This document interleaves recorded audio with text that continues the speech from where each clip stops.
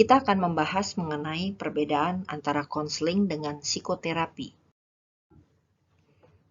Perbedaan antara konseling dengan psikoterapi bisa dilihat dari beberapa sisi.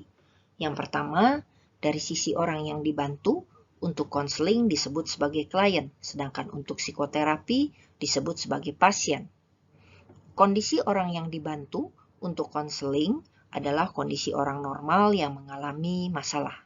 Sedangkan untuk psikoterapi adalah kondisi orang yang mengalami kekurangan atau gangguan di dalam kepribadiannya.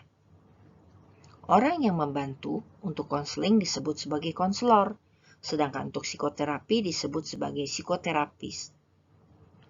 Jenis gangguan di dalam klien yang ditangani oleh proses konseling adalah gangguan yang sifatnya psikologis. Misalnya, masalah kesulitan belajar, masalah motivasi di dalam pekerjaan, masalah komunikasi di dalam pernikahan. Sedangkan untuk psikoterapi adalah masalah psikologis, tapi juga biasanya terkait dengan masalah organis. Dan masalah organis itu bisa entah itu syaraf, atau mungkin sistem pencernaan, atau sistem fisiologis yang lainnya. Sedangkan proses pendidikan yang harus ditempuh adalah kalau konseling oleh pendidikan psikologi, sedangkan untuk psikoterapi menempuh pendidikan medis. Cara pengobatannya bagaimana? Konseling dilakukan melalui wawancara atau terbentuknya relasi personal. Sedangkan di dalam psikoterapi bisa dilakukan dengan obat-obatan, dengan operasi, atau yang disebut sebagai electroconvulsive therapy, yaitu semacam terapi kejut listrik yang diberikan untuk penderita depresi ataupun juga untuk skizofrenia. Dengan demikian kita bisa melihat adanya perbedaan antara konseling dengan psikoterapi.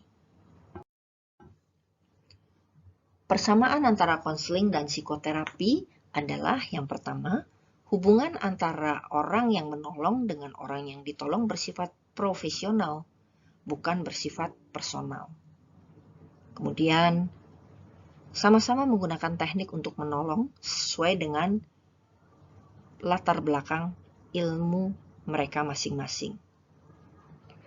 Kemudian, konselor maupun psikoterapis punya tujuan untuk membantu orang yang ditolong tersebut mencapai kesejahteraan. Bahkan, seringkali terjadi kedua bidang ilmu ini saling merefer. Mereka bekerja sama untuk dapat mencapai kesejahteraan klien yang mereka tolong.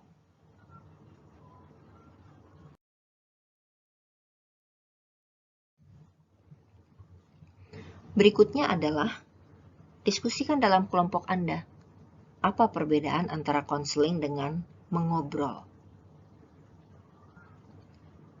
Kemudian, upload jawaban Anda setelah Anda menuliskan jawabannya di dalam format Word. Selamat mengerjakan.